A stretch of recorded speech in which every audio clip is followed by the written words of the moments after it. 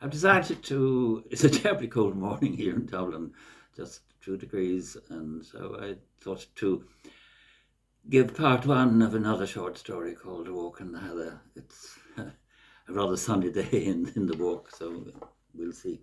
Okay, take care. I don't know why you insisted coming up here, Claire said, her tone petulant. You know I hate walking on rough ground. Oh, stop complaining. Angela quickly checked herself. Look around. Look at the heather. Aren't the colours wonderful? Everything's so crystal clear after last night's storm. We should have taken the forest path. You could see nothing but trees on the forest path. Maybe, but at least you're not wading through pools of mucky water. My shoes are sopping wet. Mine aren't. Why don't you look where you're going? Angela checked herself yet again. She would never get anywhere if she continued in this vein. As usual, she would have to humour her sister. It'll be even better when we reach the top. The view is magnificent. I often come here when I need to think. Think? I thought we were out for a walk. You're a great one for thinking, Claire said, her voice heavy with sarcasm.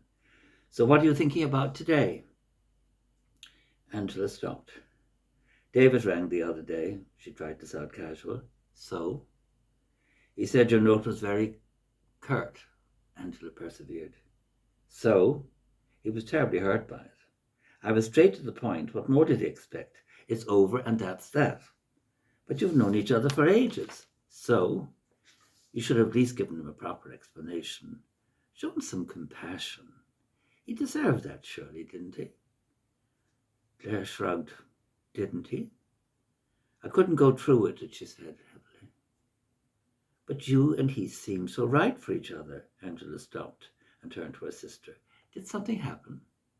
Frowning, Claire picked up a sprig of white heather and twirled it between her fingers.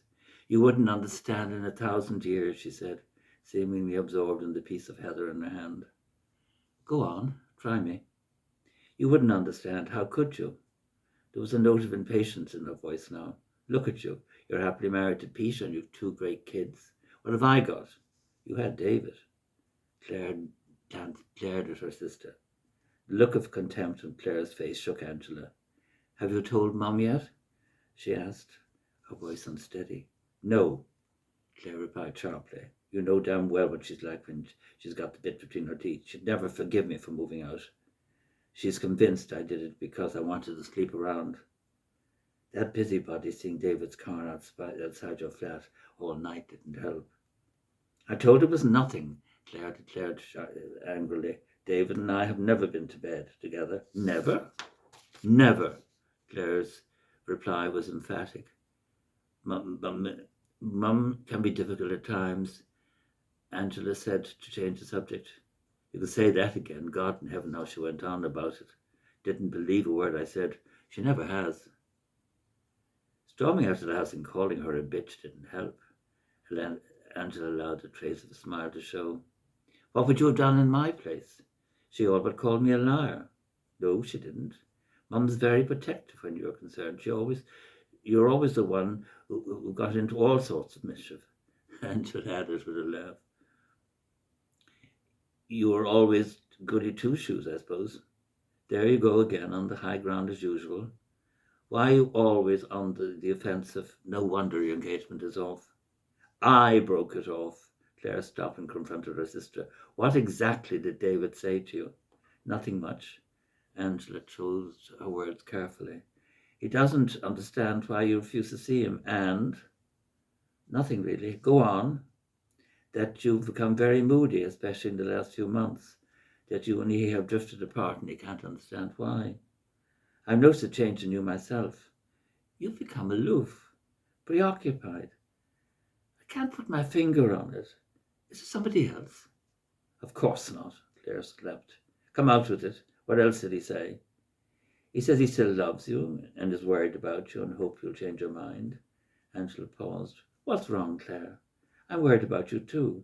There was a time when we confided in each other, told each other everything, but now it's different. It's a pity. You don't you think? You remember when we stayed in Gran and whispered secrets to each other in that big brass bed. I miss that closeness. What's happened to us? I think I'll leave it at there. Okay? Talk to you again. Cheers. I'm dreading having to go out that in the awful cold weather. Take care. Bye.